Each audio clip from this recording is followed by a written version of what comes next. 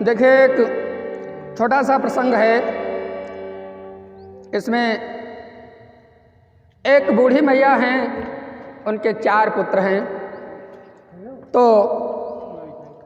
उन्होंने सोचा कि जब हमारे बड़े पुत्र की शादी हो जाएगी तो मेरी बहू आ जाएगी, हमारे घर का वो सारा काम करेगी।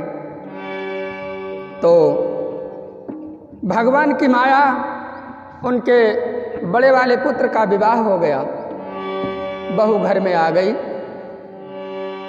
क्या होता है,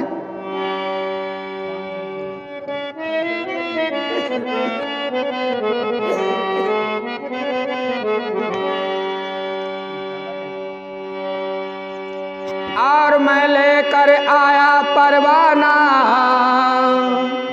आया बहू का नया जमाना।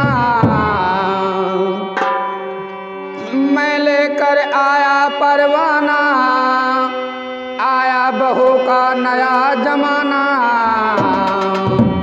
अरे सास खवाए रहे रगोड़े, बहू घर माँ मचाए रहे रगोड़े।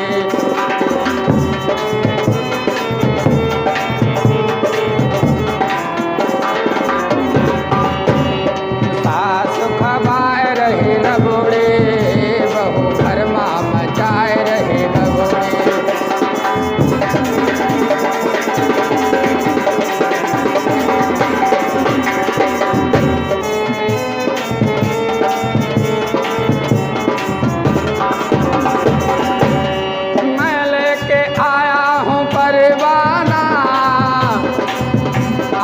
बहुओं का नया जमाना, अरे सास खवाए रही रगोड़े, बहू घर माँ मचाए रही रगोड़े।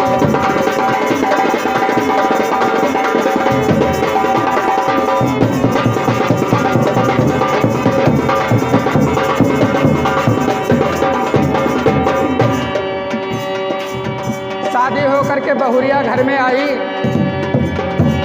और सास कहे बहू आएगी जरूर,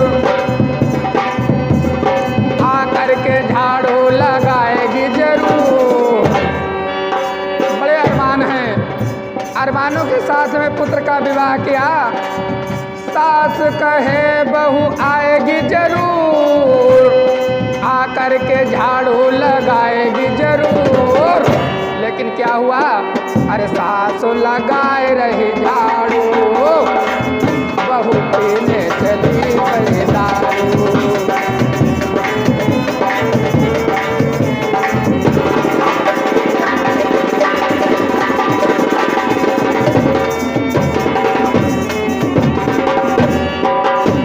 सास लगाए रही झाड़ू, बहू पीने चली गई दारू।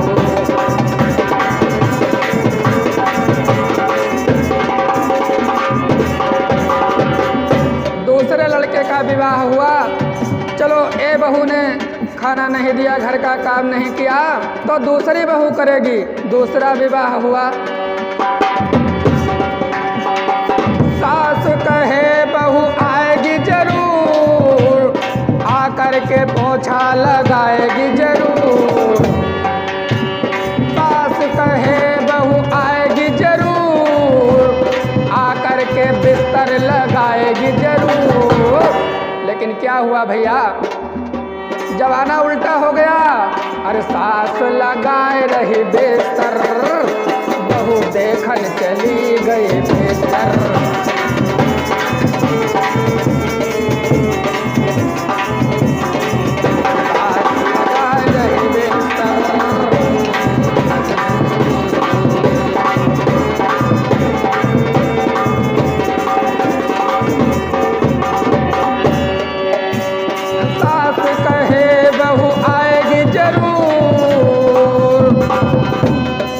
करके पोछा लगाएगी जरूर।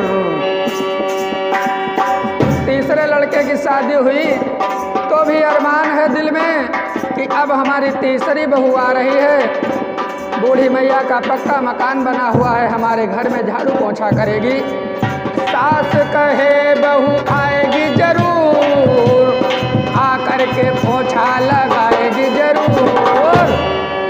हुआ, अरे सास लगाए रही पोछा, बहू खाने चली गई समोसा।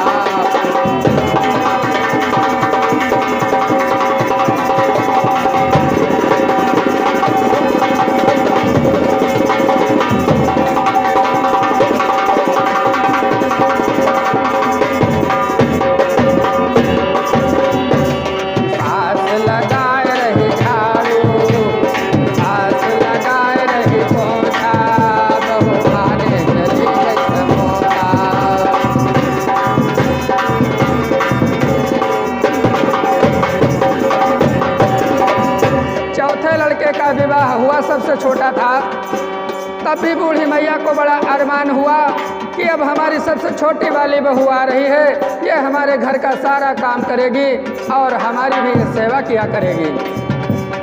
सास कहे बहू आएगी जरूर, आकर के आटा लगाएगी जरूर। लेकिन अरमानों का खून हो गया। लेकिन भैया दहेज एक्ट का मामला चल गया तो सास लगाए रही आटा, बहू करके चली गई आटा।